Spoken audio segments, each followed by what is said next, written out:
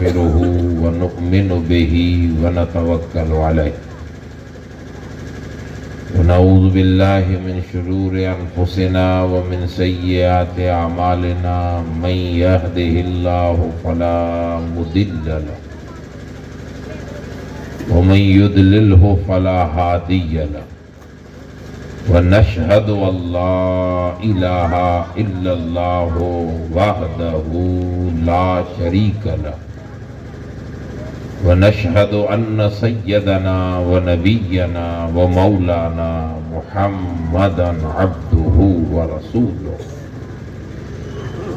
صلى الله تعالى عليه وسلم أما بعد أعوذ بالله من الشيطان الرجيم بسم الله الرحمن الرحيم وما كان المؤمنون لينفروا كافة فلولا نفر من كل فرقة منهم طائفة ليتفقهوا في الدين ولينذروا قومهم إذا رجعوا إليهم لعلهم يحذرون صدق الله مولانا العظيم قال الله تعالى في عظمت رسوله الكريم الرؤوف الرحيم صلى الله تعالى عليه وسلم أعوذ بالله من الشيطان الرجيم إن الله وملائكته يصلون على النبي يا أيها الذين آمنوا صلوا عليه وسلموا تسليما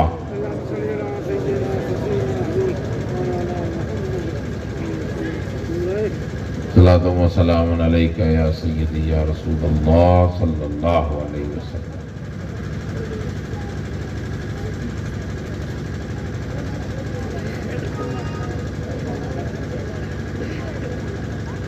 موسم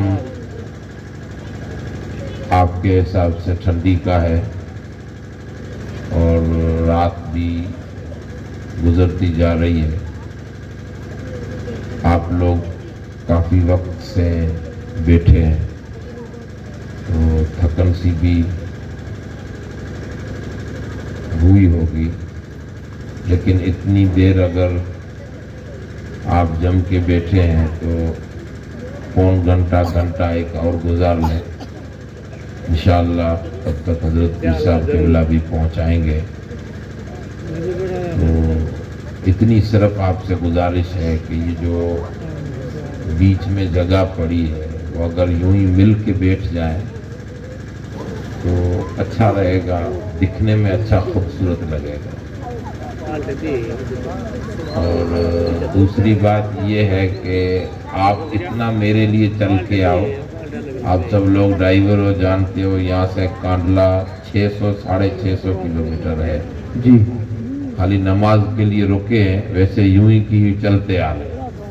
اور ڈرائیور بھی میں خود ہوں، اکیلا ہی آیا. اسی لیے اتنا تھوڑا چل کے آپ تھوڑا آ جائیں. یہ جوان لوگ پیچھے بیٹھے ہوئے ہیں نا، ایک طرف یہ بھارت کا نقشہ جو بنایا ہے، تھوڑا اس کو یوں کھینچ دیں تو خوبصورت رہے گا. درود شریف پڑھتے ہوئے آگے تشریف لے آئیں.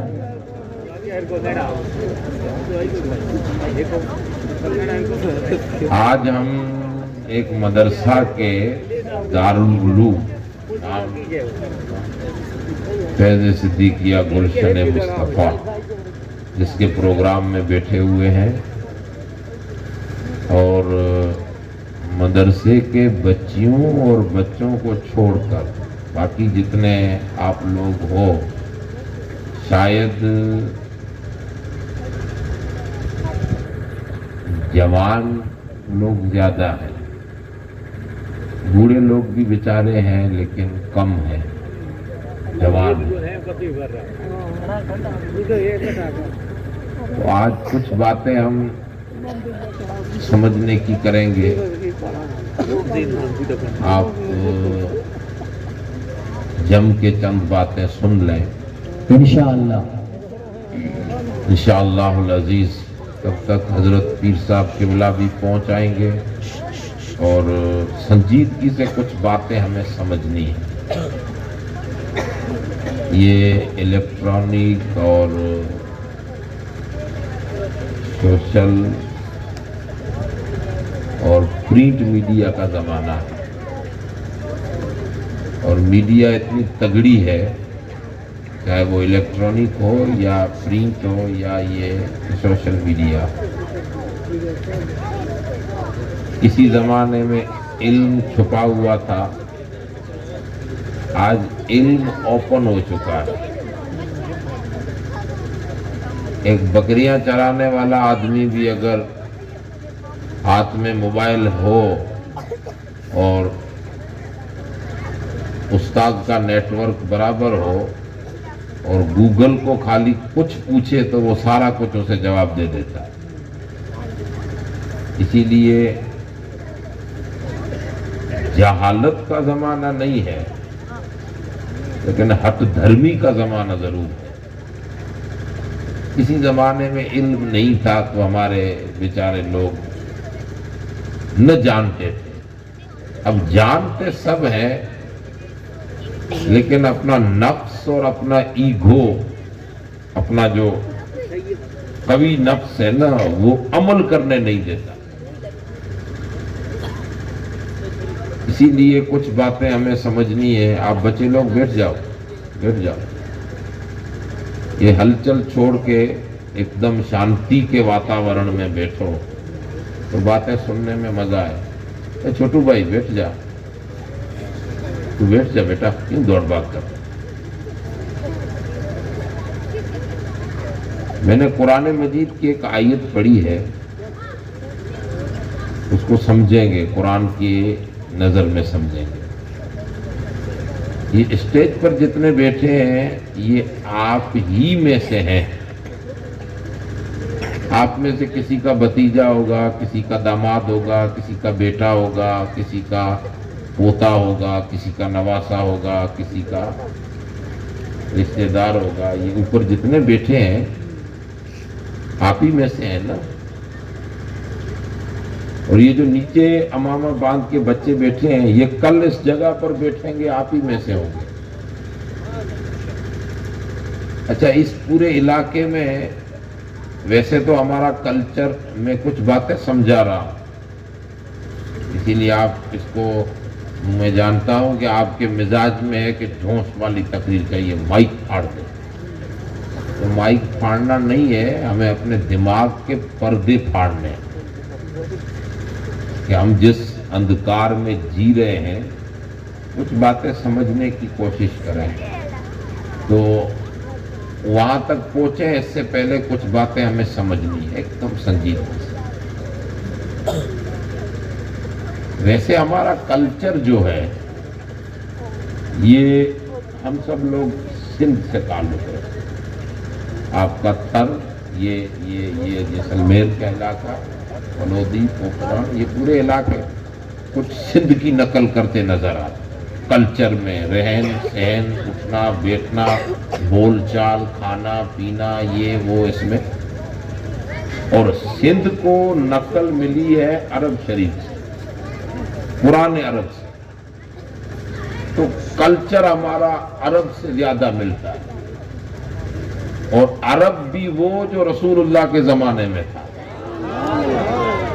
یہ پگڑی، یہ نیچے وہ دھوتی باندھتے ہیں، یہ آپ اس کو کیا بولتے ہو آپ کی اپنی بھاشا میں؟ کیا؟ یہ تو ہارڈ شبد نہیں نکلے گا. لنگی، یہ جو تہبند، دھوتی، یہ جو آپ باندھتے ہیں نا، یہ لنگی والی نہیں، وہ جو ہم لوگ لنگی باندھتے ہیں وہ الگ، یہ آپ والی الگ. یہ بڑی سائز کی رہتی ہے، 5 وال کی رہتی ہے. کچھ باتیں سمجھنی ہے، ایک دم آرام سے سمجھیں. یہ اوپر جو پھاریاں باندھتے ہیں، پگڑی امامہ شریف، یہ جو کپڑا پہنتے ہیں وہ جبہ، کراسنگ جبہ، وہ یہ تو ہمارا سیدھا ہے، تو یہ جبہ نہیں ہے. وہ جو جبہ پہنتے ہیں نا، آدھے گھٹنوں سے آدھے تک کراسنگ بٹن والا، یہ کلچر عرب شریف کا ہے. اور یہ اس عرب کا کلچر ہے جو رسول اللہ کے زمانے پاک میں تھا. اب اس پر زیادہ حوالے دینے کی ضرورت نہیں ہے، آپ کے ہاتھ میں گوگل ہے، اس سے پوچھ لینا. یہ اچھا کلچر ہے. تھوڑی سی مونچھ بھی ہو، کیونکہ ہم سندھی لوگ ہیں، ये बिल्कुल उतारने वाली पार्टी आजकल निकली है, हमें निकली है। लेकिन ये जो सिरे है ना, ये मूछ के, ये यहाँ तक इतनी बड़ी न हो कि चाय वगैरह पिए तो वो प्लेट या बर्तन उसमें जाके मूछ लगे, ये मना है। बाकी छोड़ने का मना नहीं है, थोड़ा थोड़ा रखना चाहिए। बाकी तो उलमा इकराम के मसाइल हैं, वो वहीं तक रहे। ये हमारा कल्चर अच्छा है। और मेरे ख्याल से लेडीसें जो हमारी है ना, उनका लिबास भी मोटा लिबास। अरे छोटू, अरे भाई तू बंद होके बैठ जा नहीं यार, बड़ा दिमाग खराब करे तू। वो जो सर पे दुपट्टा लगाती है ना, वो भी मोटा। अब आपके यहाँ उस भाषा में क्या बोलते हो मालूम नहीं, लेकिन मोटी, उसमें बालों की कलर नजर नहीं आए। और कपड़ा जो जिस्म पे पहनते हैं मोटा। ये भी कल्चर, आप जब सैयदा फातिमा ज़हरा के लिबास को पढ़ोगे तो कहीं ना कहीं ये कल्चर अरब से मिलता नजर आए। अच्छा कल्चर है, मर्यादा है, इज्जत है, आबरू है। और लिबास वही है जो आपके जिस्म को नंगा होने से बचाए। जो आपके जिस्म को नंगा होने से न बचाए, वो लिबास कैसा? लिबास पहनते ही हैं अपने इज्जत बढ़ाने के लिए।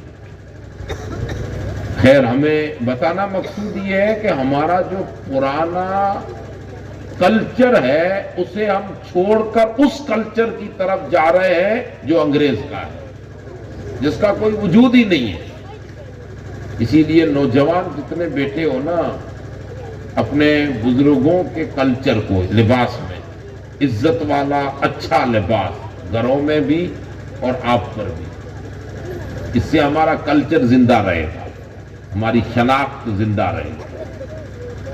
तो ये तो है ज्योग्राफी कल्चर, यानी कि हम जमीनी लेवल से इन चीजों को पसंद करते हैं। ये जो मैंने बयान किया, ये हमारा ज्योग्राफी कल्चर था। लिबास में, रहन सहन में, बोलचाल में। अब एक दूसरा कल्चर, परंपरा। हम, आप जिस इलाके में यहाँ रह रहे हो, आपके इस इलाके में ये दारुल उलूम, जिसके ग्राउंड में हम लोग बैठे हैं, इसको जितनी बस्तियां लगती हैं, ये दारुल उलूम क्यों बनाया है? ताकि आपके बच्चे इसमें रसूलुल्लाह के दीन की तालीम हासिल करने के लिए आए। असरी तालीम यानी स्कूल की तालीम भी, तालीम सब हुजूर नबी अकरम सल्लल्लाहु अलैहि वसल्लम की है। ये मदरसा इसलिए है ताकि आपके बच्चे तालीम हासिल करें। बहुत बड़ा प्रोजेक्ट आपके फलोदी इलाके में बन रहा है। क्यों बन रहा है? करोड़ों रुपयों की लागत से बिल्डिंगें खड़ी की जा रही हैं। क्यों? ताकि आपके बच्चे उसमें तालीम हासिल करें, कुछ बने। मकसद तो यही है। जो कुछ अगली बातें मैंने समझाई वो था कल्चर, और वो रहन सहन का कल्चर। अब एक और दूसरी बात, ये जो माहौल इस वक्त मदरसों का बन रहा है, अलग अलग बस्तियों में मदरसे की जगह मुंतखब करो, मदरसा बनाओ, बच्चों को भेजो। ये आप लोगों में से किसी के ज़हन और फिक्र में ये बात आए कि शायद ये अब ये पीराने इज़ाम वगैरह ये काम कर रहे हैं, या ये अलग अलग बस्तियों में मदरसे बना रहे हैं, क्या ज़रूरत है? जो बातें इस वक्त میڈیا کر رہی ہے وہ باتیں کہیں نہ کہیں ہم مسلم بھی کرتے ہیں. مدرسوں کی کیا ضرورت؟ اتنے مدرسے کھولنے کی کیا ضرورت؟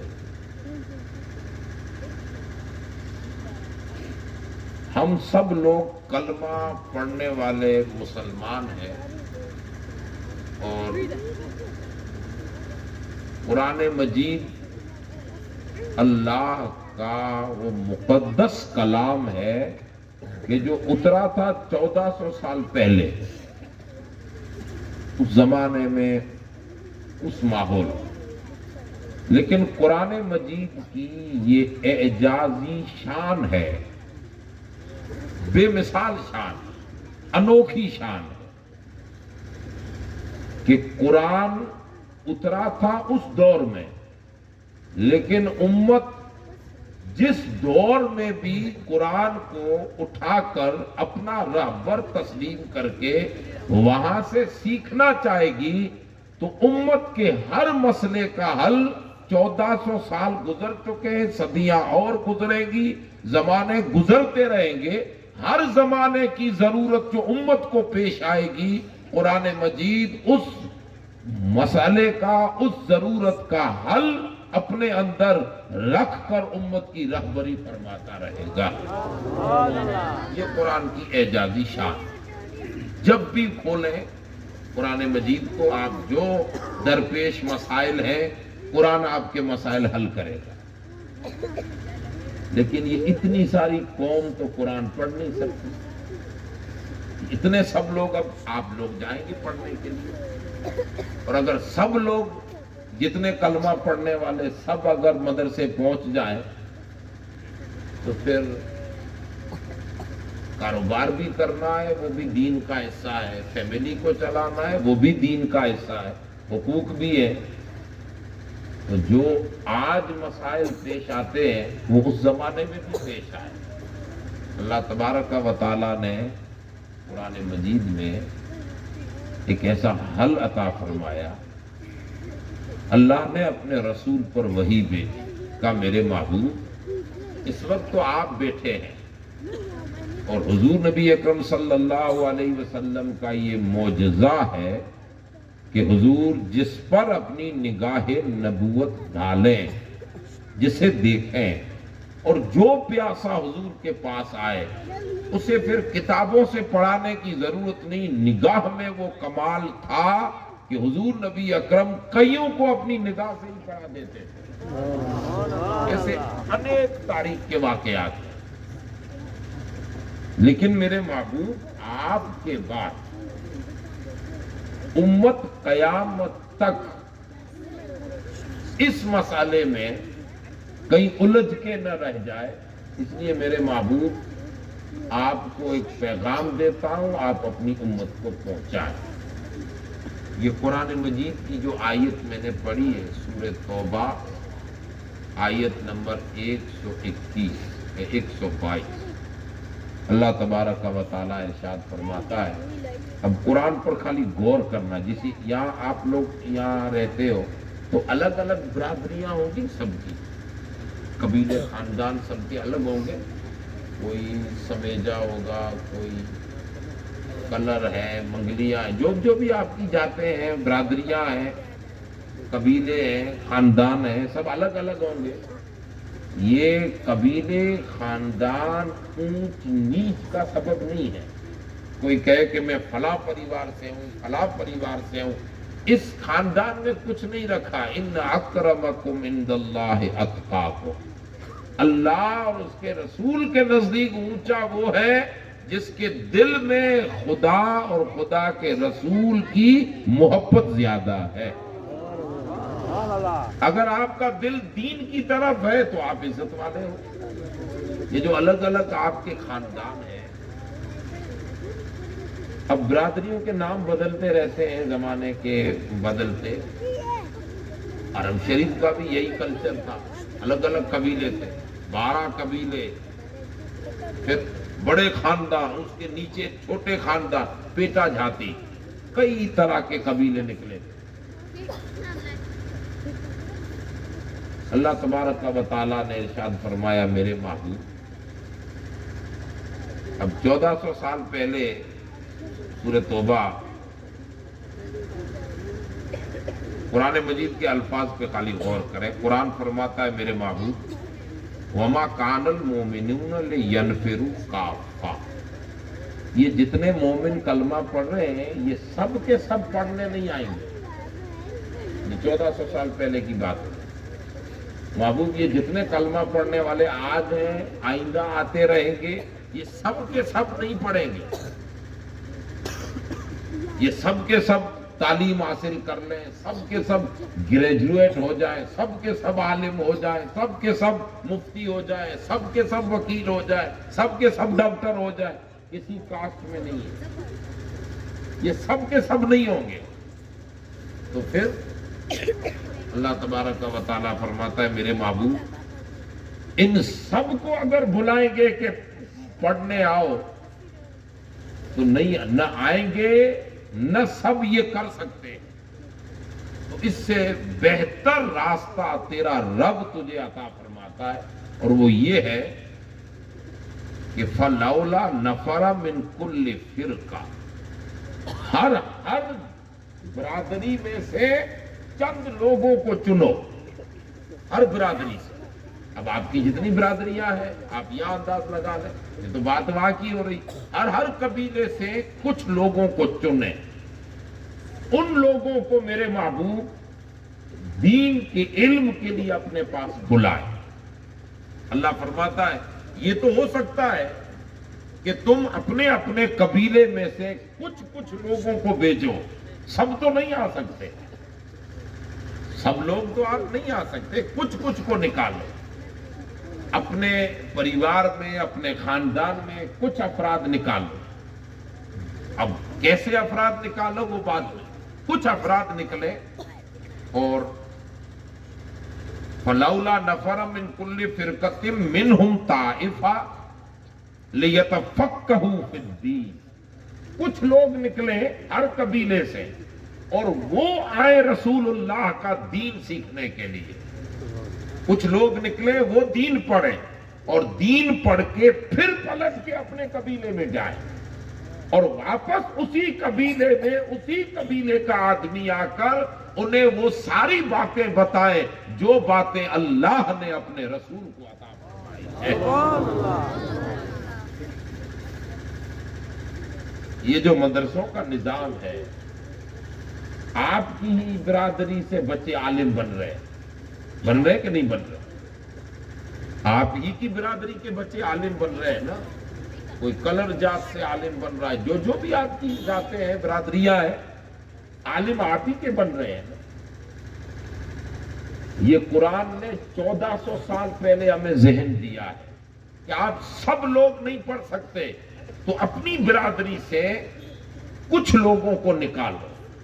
ایک جماعت نکلے جو رسول اللہ کا دین پڑھے, ایک جماعت نکلے جو دنیا کی عصری تعلیم پڑھے, ایک جماعت نکلے جو رسول اللہ کا علم پڑھ کر پھر پلٹ کے تمہارے اندر آئے. وہ علماء, وہ خدمت کرنے والے, وہ تمہیں رسول اللہ کا دین پڑھائے. ان مجلسوں کے ذریعے, ان مدرسوں کے ذریعے, ان وائزوں کے ذریعے, جمعے کے خطبات کے ذریعے وہ تم تک دین پہنچائے. تو کچھ جماعت رسول اللہ کا دین پڑھ کر تمہیں دین سکھائے اور کچھ تم میں سے کچھ لوگ دنیاوی تعلیم پڑھ کر بھی اپنی قوم اور اپنی سماج کی خدمت کے لیے دنیاوی تعلیم حاصل کرے. یہ دین دنیا ہم نے بانٹا ہے, اصل میں ساری تعلیمیں کی ہے. تو کچھ تعلیم حاصل کرنے والے افراد نکلے جو پڑھے, علم پڑھے, تاکہ اب آپ کو رسول اللہ کا دین ملے, آپ کے اندر والے پلٹ کے آئے, تمہیں نماز سکھائے, تمہیں روزہ سکھائے, تمہیں احکام دین سکھائے. یہی آپ کے بچے.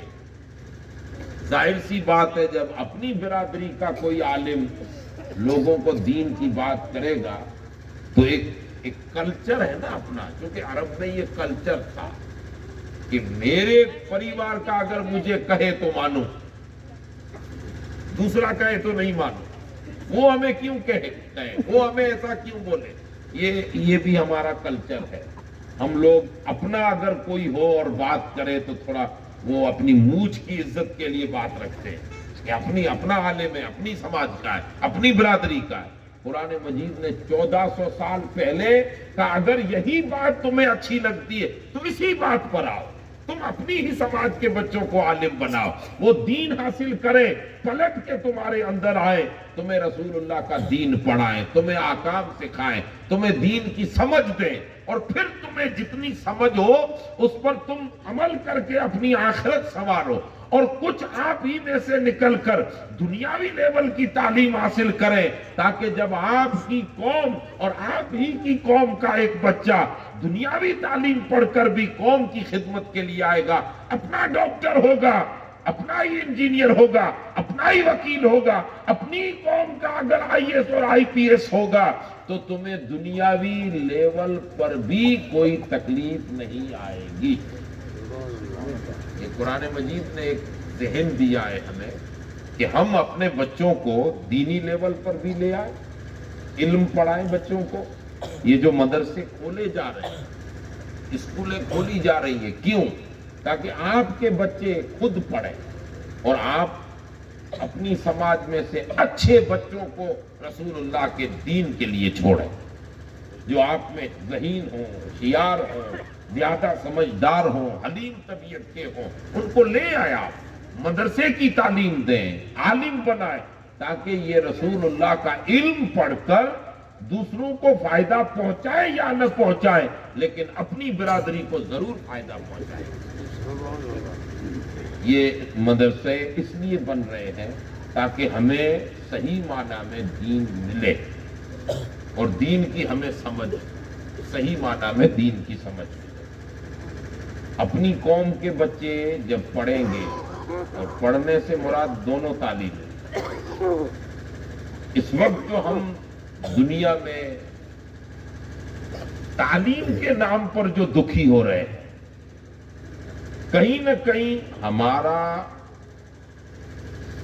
ہمیں اندرونی لحاظ سے کہیں نہ کہیں کافی تکلیفیں ہیں، اور وہ تکلیفیں اس لیے کہ ڈاکٹر ہمارا نہیں، انجینئر ہمارا نہیں، وکیل ہمارا نہیں، کوئی IPS اور IAS ہمارا نہیں، تو ہم اپنی من کی بات کریں تو کس سے کریں؟ اور پھر ہم کہتے ہیں کہ پوری سسٹم یہ ہے، نہیں، قرآن تو 1400 سال پہلے کہہ رہا ہے کہ تم پیچھے نہ رہو، ہر میدان میں آگے بڑھو۔ آپ کا ممبر پر کھڑا ہونے والا بھی آپ کا ہو، کورٹ میں کھڑا ہونے والا بھی آپ کا ہو، ہاسپٹل میں کھڑا ہونے والا بھی آپ کا ہو۔ یہ 1400 سال پہلے اسلام نے ذہن دیا ہے تاکہ مسلمان پیچھے نہ رہے، اور رسول اللہ کے غلام کی، غلامی رسول کی شان یہ ہے کہ جو پیچھے تھے انہیں مصطفیٰ نے آگے کر کے امت کا رہبر بنایا ہے۔ یہی حضور کی غلامی کی شان، حضور کے غلام ہوں اور پیچھے رہے۔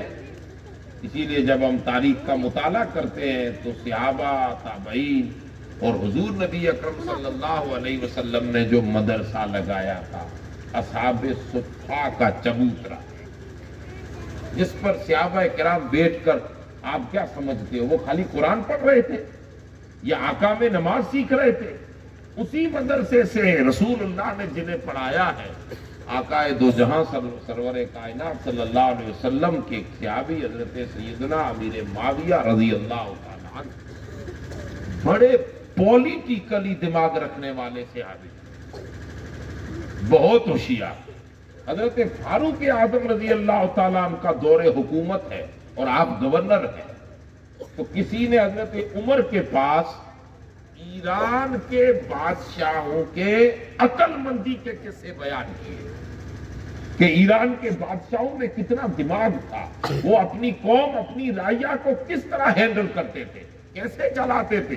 کسی نے اس زمانے کی باتیں کہی، حضرت فاروق اعظم نے ڈانٹ کر کہا کہ ارے تو ایران کے بادشاہوں کی بات کر رہا ہے، ان کی پولیٹیکلی دماغ کی بات کر رہا ہے، ان کی سیاست کی بات کر رہا ہے، یا ان کی اپنے رعیہ کے ساتھ ویوہار اور ان کے تعلقات کی بات کر رہا ہے، جبکہ ہمارے بیچ میں رسول اللہ صلی اللہ علیہ وسلم کے صحابی حضرت امیر معاویہ ہے، جن کو اللہ نے وہ عقل دیا ہے کہ جو 1000 ایران کے بادشاہ رعیہ نہ چلا سکے، وہ اکیلا امیر معاویہ رعیہ کو چلا سکتا ہے۔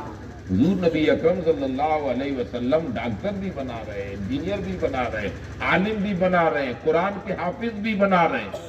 यानी हुजूर नबी अकरम के तालीम का मिजाज ये है कि अपनी कौम के बच्चों को आगे निकालो, भेजो, अपनी कौम के बच्चे। और इस्लाम ने ये भी हुक्म दिया है कि अगर ज़हीन बच्चा है, उसे कुछ बनना है, लेकिन माली हालत कमजोर है, तो बिरादरी मिलकर उसकी मदद करे। ये इस्लाम ने तसव्वुर दिया है, मिल के मदद। आपको लगे कि इसमें ये कमाल है। हजरत इमाम आजम अबू हनीफा रज़ी अल्लाह ताला, हम सब जिनके पैरोकार, उनके मदरसे में काफी बच्चे पढ़ते थे और आपकी एक अलग रुख था इल्म में तफक्कुर, दीन समझना, गहराई में उतरना, जाहिर के को भी समझना, बातिन को भी समझना। हजरत इमाम आजम अबू हनीफा रज़ी अल्लाह ताला अन्हु का एक खास ये कमाल था कि शागिर्द को पढ़ाते। अब शागिर्द इमाम आजम के पास अलग बात आते थे, ये पढ़ने के लिए नहीं बैठता था, बल्कि बड़े बड़े उलमा, बड़े बड़े इल्म पढ़े हुए फलासफर और बड़े बड़े दूसरे सब्जेक्ट पढ़े हुए पढ़कर इमाम आजम के पास सनद लेने के लिए आते थे। तो जब इमाम आजम अबू हनीफा उस शागिर्द के मिजाज को परखते, तो जिसमें जो खूबी होती उसी खूबी के मायार पर उसे वही इल्म और वही सब्जेक्ट पढ़ाते। और फिर आप शागिर्दों को हुक्म देते, लोगों को कहते कि जिसमें जो कमाल हो उस कमाल को आगे रखकर तुम उस बच्चे या उस तालिब इल्म की मदद करो, ताकि वो उस कमाल और हुनर में कामिल बनकर अपनी कौम की खिदमत अंजाम दे सके। इसीलिए अल्लाह तबारक व तआला ने हमें समझने के लिए जमाने के हालात बदलते हैं। और कुरान फरमाता है तिलकल अय्यामु नुदाविलुहा बैनन नास।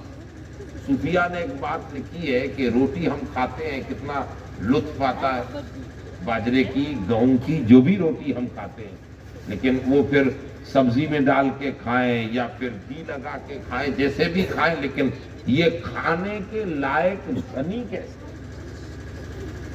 हमने तो खा के ही भूख दूर की है ना, लेकिन ये खाने के लायक कब बनी है? इसे कई एक मरहलों से गुजरना पड़ा है। ये वैसे ही रोटी नहीं बनी, पहले दाना था, इसे जमीन में जाना पड़ा है और जमीन चीर के बाहर निकलना है। ये बाहर निकला भी है, एक दाना गया था, 100 दाने लेकर आया है, जमीन इसने फाड़ा है, जमीन से बाहर निकला है, फिर एक वक्त आता है, बढ़ता गया, फिर इसका खलियान हुआ है, इसे खेत में रखा गया, फिर इसे कहीं ना कहीं सफाई की गई है, इसे हर तरह से हवाएं लगाई गई है, कई सारी मरहलों से गुजरते गुजरते अभी भी खाने के लायक नहीं बना है। इसे चक्की के हवाले होना पड़ा है, अपने आप को पीसना पड़ा है, पीस कर भी खाली आटा खाने के लायक बना, फिर इसे गूंदना पड़ता है, ये गूंदने के मरहले से गुजरा है। गूंदा हुआ आटा भी भूख दूर नहीं करता, तब भी खाने के लायक नहीं बना, इसे तपना पड़ा है, ये जाके चूल्हे पे गया है, जब ये आटा तपा है, जब इसे तपिश हुई है, तब जाके ये रोटी बनी है, तब हम खा के भूख दूर कर रहे हैं। हमारे दानिश्वरों ने लिखा कि एक रोटी से अकल हासिल करो।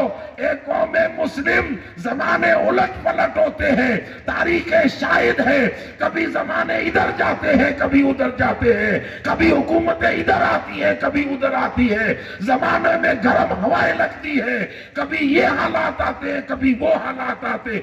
इन हालात के लपेड़ों में जो बंदा निकलकर दीन पर साबित कदम रहकर अपनी और अपनी कौम की खिदमत करता है, उसे ही अल्लाह तबारक व तआला दीन का सच्चा खादिम बनाता है। बेशक, सुभान अल्लाह। ये अब क्योंकि खुली बात तो कर नहीं सकते, आपका ये सोशल मीडिया इतना खराब है कि कईयों को काबे में पहुंचा देता है और कईयों को जेल में पहुंचा देता है। इसीलिए इशारे में कह रहा हूं, जमाने के हालात उलट पलट होते हैं, इन गर्दिशों को समझना, और जो हालात को न समझे, इमाम जाफर सादिक कहते हैं सबसे बड़ा बेवकूफ वही है।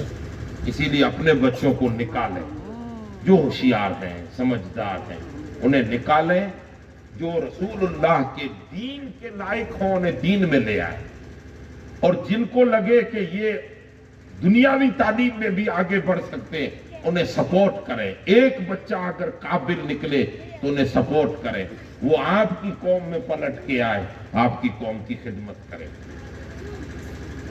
ये रसूलुल्लाह सल्लल्लाहु अलैहि वसल्लम के दीन का मिजाज है। तमाम तालीम अपने बच्चों को दें, और अल्लाह ने हमें हर तरह की सहूलत आज घर बैठे दी है। एक जमाना था कि इल्म लेने के लिए लोग कहाँ जाते थे, सारा इल्म लेने की। आज सारा इल्म हमारे घर में मौजूद है। आप हदीस पढ़ना चाहें तो आपके यहाँ हदीस चल के आ रही है। आप कुरान सीखना चाहें, कुरान आपके पास आ रहा है कि मुझे सीखो, हदीस आ रही है। यानी सारा इल्म हमारे पास मौजूद है, हमें कहीं जाने की जरूरत नहीं है। जो बनना आप चाहें आप बन सकते हैं। और हमारे बुजुर्गों ने, हमारे सूफिया ने, औलिया ने, तारीख पढ़ने वालों ने, आप साइंस की तारीख को उठाइए, आप मेडिकल साइंस को उठाइए, आप दुनिया की जिस इल्म को उठाएंगे, हमारे अकाबिरों ने कितनी मेहनत की है इसके लिए। 22, 25, 37 साल तक हजरत मुहियुद्दीन इब्ने अरबी शेख अकबर जिन्हें कहा जाता है, वो कहते हैं कि मुझे बराबर याद है एक मसला था ज्योग्राफी, जिसे समझ नहीं आई, उसे समझने के लिए मैंने मुसलसल 6 महीने तक तकलीफ बर्दाश्त की। 6 महीने तक दुनिया भर में जहां इल्म था गया, सीखा, न खाने का ख्याल किया, न पीने का, न आराम का। 6 महीने बाद अल्लाह ने मुझे वो मसला जो ज्योग्राफी था, वो भी किसी न किसी जरिए से अल्लाह ने मेरे मसले को हल फरमाया। सुभान अल्लाह। मेहनतें की। आज तो हमारे पास सारी सहूलतें हैं। अब जो पढ़ने वाले निकलेंगे समाज से, वो तो इल्म हासिल करने, तालीम लेने आए। पीछे जो बचे वो क्या करें? तो रसूलुल्लाह सल्लल्लाहु अलैहि वसल्लम फरमाते हैं कि जो इल्म पढ़ने निकले वो तो अफजल है, फरिश्ते उसके लिए अपना पर बिछाते हैं। बड़ी फजीलत है, जामे तिरमिजी वगैरह हदीस है। लेकिन जो इल्म पढ़ने नहीं निकला, वो अपना कारोबार कर रहा है, वो अपने कारोबार में रहकर इल्म पढ़ने वाले या जहां पे इल्म पढ़ा जाता है उसे फरोग दे, उसे तकलीफों से बचाए, उसे आगे बढ़ाए। तो जिस तरह इल्म पढ़ने वाले को फजीलत मिल रही है, इल्म के मैदान में मदद करने वाले को भी अल्लाह वही सवाब। सुभान अल्लाह, सुभान अल्लाह। इसीलिए जो इल्म पढ़ रहे हैं वो तो पढ़ रहे हैं, उन्हें सवाब मिल रहा है, लेकिन हम लोग भी इल्म के मैदान में मदद करें। और मदद खाली पैसों से नहीं होती। आप पैसा भले 2 करोड़ रुपया दे दो, लेकिन चौराहों पे बैठकर गीबत करो मदरसे के बारे में, तो आपके 2 लाख किस काम के? दिए न दिए। हमारी ये नहीं कि आप दौलत देकर मदद करो, बल्कि आप अच्छी सोच रखें मदरसों के लिए, अच्छी फिक्र रखें मदरसों के लिए। और अल्लाह तबारक व तआला ने ये मदरसों की बरकतें हैं कि आज हम तक दीन पहुंच रहा है। सुभान अल्लाह। और जो इमाम होता है मोहल्ले का, मस्जिद का, आलिम कौम का, वो खाली कुरान और हदीस पढ़ाने के लिए आलिम नहीं है, वो ज़कात और नमाज के मसले बताने के लिए आलिम नहीं है, बल्कि वो रहबर है हमारा। उससे दुनिया भी जुड़ी है, हमारी आखिरत भी जुड़ी है। हम दीन में भी उससे अपना मशवरा लेंगे और दुनिया में भी उससे अपना मशवरा लेंगे। इसीलिए अल्लाह ताला हमें इस मदरसों और उलमा की कदर करने की तौफीक अता फरमाए। इल्म कितनी मुश्किलों से हम तक पहुंचा है, एक बात। और दूसरी, रसूलुल्लाह के इल्म की ये बरकत है कि वाकई हुजूर का इल्म होना चाहिए, हुजूरी इल्म पढ़े, लेकिन अगर जाते रसूल से कट जाए तो इल्म भी बेकार, तो इल्म का कोई माना नहीं। एक बुजुर्ग थे मिस्र में, हजरत रूस अल-बिहान अल-बकली अश-शिराजी, تھے اصل شیراز، جہاں کے حضرت شیخ سعدی شیرازی، اور بڑے باکمال بزرگ، علم حدیث جو رسول اللہ کی حدیثیں ہیں، جو بڑے بڑے مدرسوں میں آپ لوگ بڑے بڑے اداروں میں جاتے ہو تو ختم بخاری شریف میں جو حدیث پڑھاتے ہیں اور بچے پڑھتے ہیں، یہ جو حدیث رسول ہے، بڑی بڑی کتاب ہے، تو وہ حدیث رسول کا درس دیتے ہیں۔ اب درس سننے کے لیے بڑے بڑے محدثین آتے، بڑے بڑے علماء آتے، بڑے بڑے علماء، اور صف میں بیٹھے رہتے، ایک ایک کی بزرگ حدیثیں سنتے رہتے، ان کے پاس جو کچھ ہوتا۔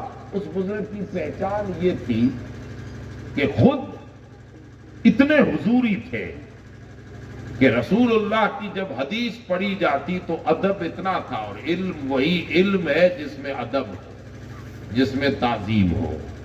جو ادب نہ سکھائے وہ علم علم ہی نہیں ہے، جو علم ادب نہ سکھائے وہ علم نہیں، وہ صرف نالج ہے، وہ صرف بس یوں ہی خبریں ہیں جیسے آپ نے پڑھ لی، اور جو ادب سکھائے وہی علم ہے۔ اور اصل علم جو بارگاہ رسالت سے نکلا ہے وہ تو ادب ہے، پیکر ادب ہے۔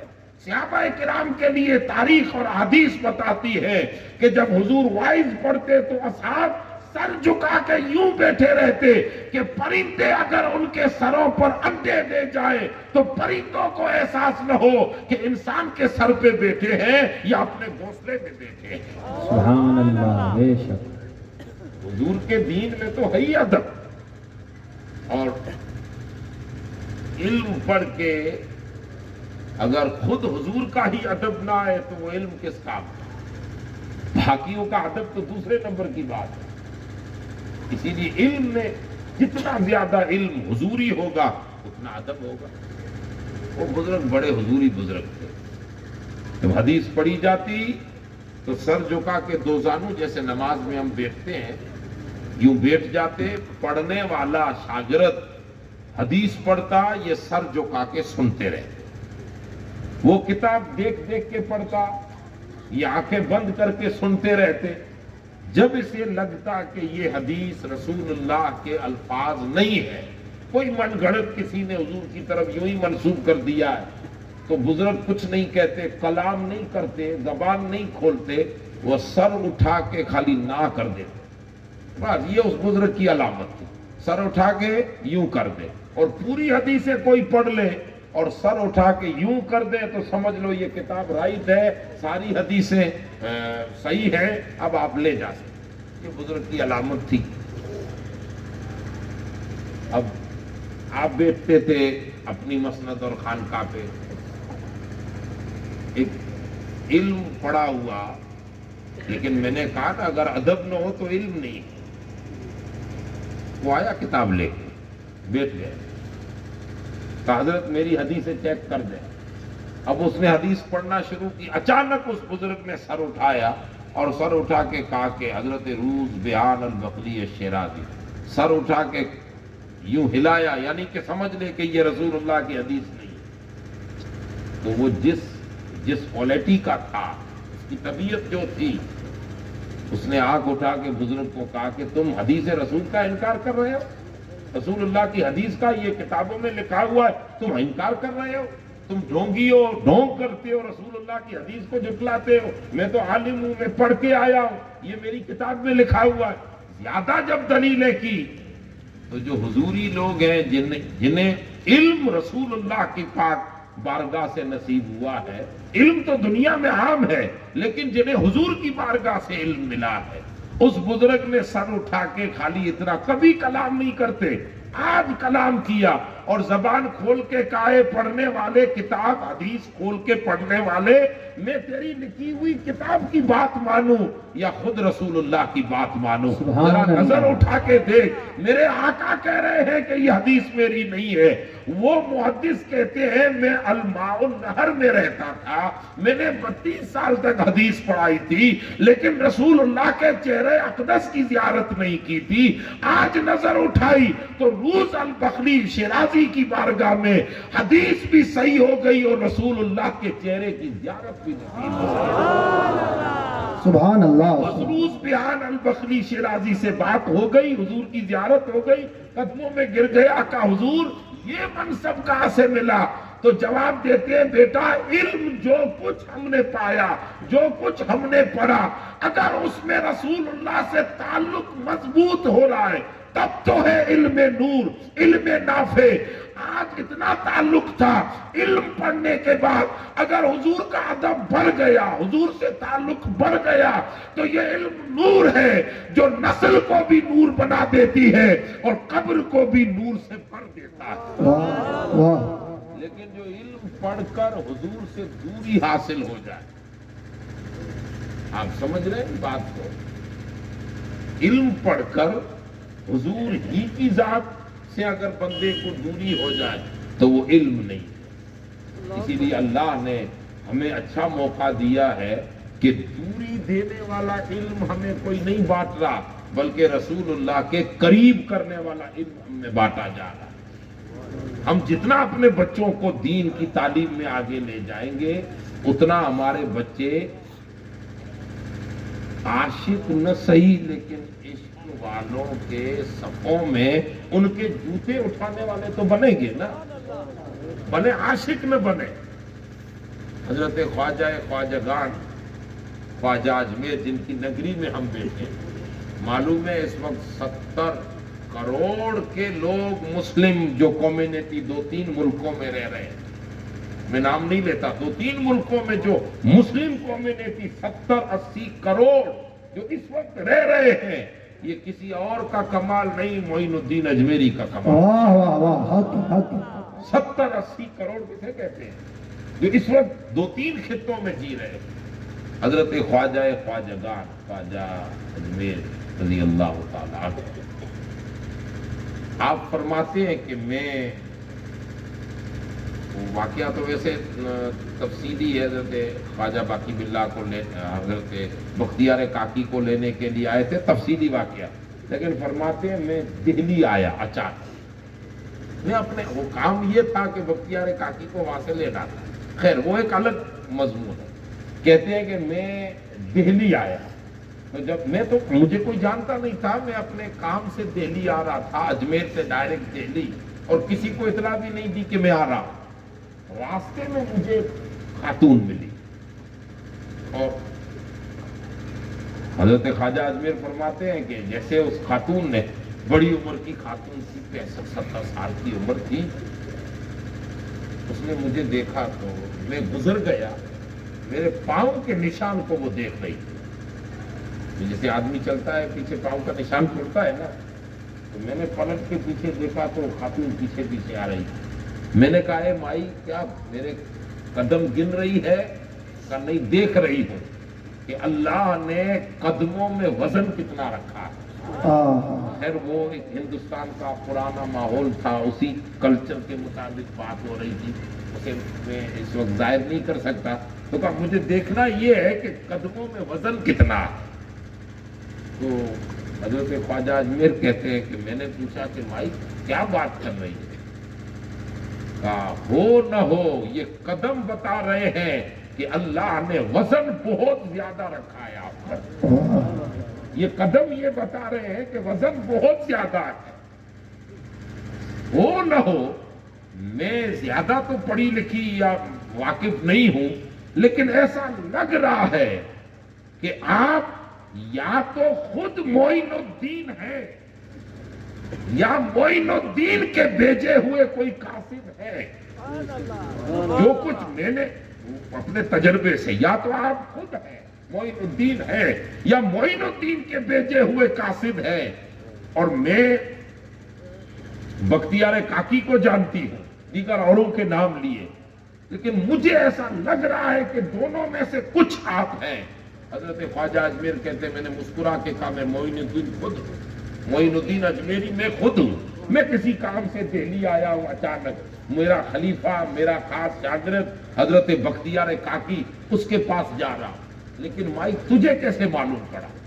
آپ مسکرا کے فرماتی ہیں کہ علم والے یہاں دہلی میں اور بھی بہت ہیں، دوسرے علم مطلب دنیا تعلیم رکھنے والے، نالج رکھنے والے دہلی میں اور بھی بہت ہیں، لیکن اوروں کے علم اور آپ کے علم میں فرق یہ ہے کہ آپ کے قدموں کے اثرات کو دیکھ کر یہ لگ رہا ہے کہ اللہ کی طرف سے آپ پر ہندوستان کا وزن رکھا گیا ہے، اللہ کی طرف سے آپ کو اس علاقے کے لیے طے کیا گیا ہے۔ آپ کچھ ہیں، یہ آپ کے قدم بتا رہے ہیں، جن کے قدم، جن کے سروں پر اللہ دین و قوم کا وزن رکھتا ہے، ان کے قدم ڈگمگاتے نہیں ہیں، جن کے قدم جم جاتے ہیں، اللہ تبارک و تعالیٰ انہی کو زمانے اور انسانوں کی خدمت کا سرتاج انہی کے سر پر رکھتا ہے۔ واہ واہ سبحان اللہ۔ آج انہی کے سر پر سجدہ ہے، جن کے قدموں، یہ تو حضرت امیر خسرو کے ایک شاگرد تھے، انہوں نے پھر اس کی آگے تفصیل کسی اور رخ کی طرف لے گئے۔ بتانا مقصود یہ ہے کہ علم آج ہمارے پاس صوفیاء کے ورثے سے آ رہا ہے۔ ہم علم، یہ جو مدرسے بن رہے ہیں، یہ صوفیاء کے تسلسل والے ہیں۔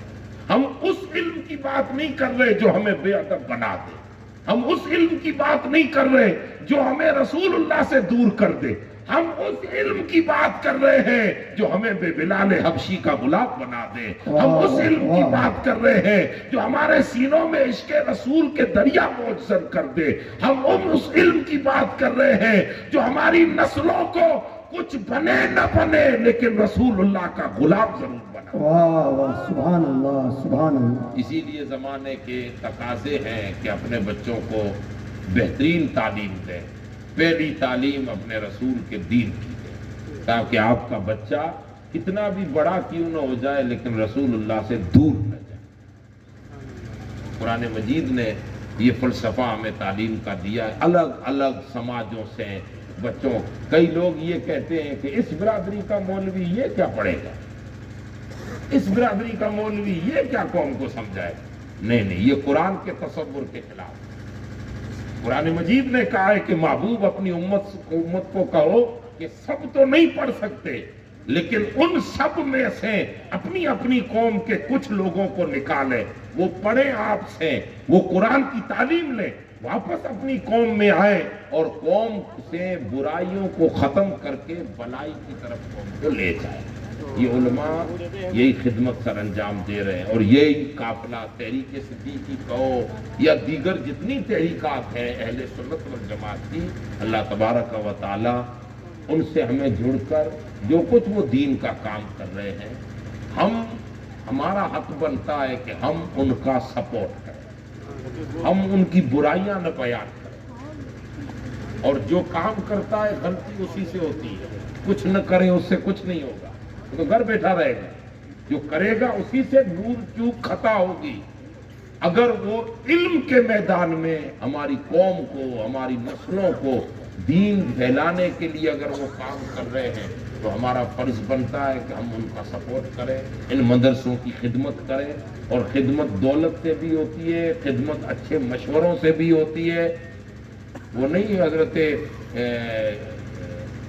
گنج بخش علی، داتا گنج بخش علی حجویری لاہور میں بزرگ ہیں، جن کی بارگاہ میں غریب نواز 1 سال تک چلا کر کے بیٹھے رہے، اور جب لاسٹ اٹھ کے نکلے لوگوں نے کہا کہ آپ معین الدین ہو کے داتا گنج بخش علی حجویری کے یہاں کیا رکھا تھا، کیوں گئے تھے؟ تو آپ نے ایک ہی جواب دیا، ہر کسی کو ہر کوئی بات کہی نہیں جاتی۔ آپ نے فرمایا گنج بخش فیض عالم مظہر نور خدا، نا کے سارا پیر کامل کامل آرا رہنم۔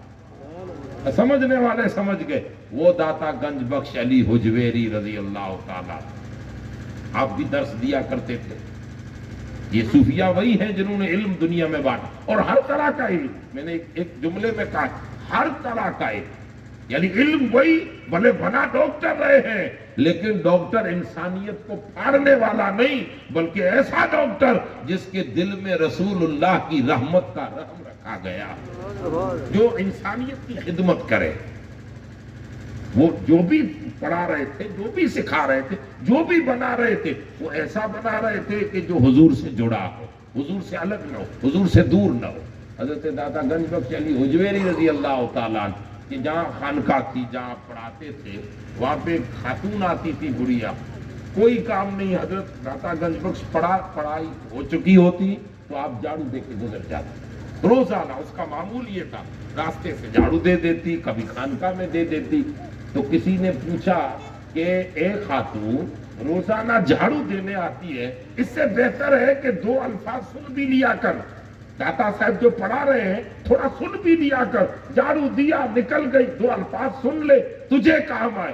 تو گڑیا جواب دیتی ہے، خاتون جواب دیتی ہے کہ سوال کرنے والے، میں جھاڑو اس لیے دے رہی ہوں کہ میرا مزاج یا میرا دماغ یا میرا دل یا میرا کنڈیشن یہ نہیں کہ اب میں علم حاصل کروں اور علم کو یاد رکھ سکوں. میں تو جھاڑو صرف اس نسبت سے دے رہی ہوں کہ قیامت کے دن اللہ نے پوچھا کہ تو نے علم کیوں نہیں پڑھا، تو کہوں کہ مولا عمر گزر گئی، پڑھنے کے دن گزر گئے، اب حافظہ نہیں تھا کہ یاد رکھوں. اتنا ضرور تھا کہ علم پڑھنے والوں کے راستے صاف ضرور کیا. تو مدد صرف یہ نہیں کہ آپ دولت ہی دے دیں، مدد ہے کہ ہر طرح سے اپنے مدرسوں کو مدد دیں، ہر طرح سے سپورٹ کریں. غلط بات اگر مدرسوں کے خلاف ہو تو آپ کہیں کہ ہمارے مدرسے وہ ہیں جن پر رسول اللہ صلی اللہ علیہ وسلم کی نگاہ ہے، حضور کا کرم ہے. یہ مدرسے توڑنے کا کام نہیں کرتے، یہ مدرسے تو ہمیں جوڑنے کا کام کر رہے ہیں. اسی لیے اللہ تبارک و تعالی ہماری ان چند باتوں کو سمجھنے کی توفیق عطا فرمائے. حالات کے تناظر میں اللہ ہمیں اپنے مدرسوں، مسجدوں، خانقاہوں اور اپنی قوم کی سچی نمائندگی کرنے کی توفیق عطا فرمائے. وما علینا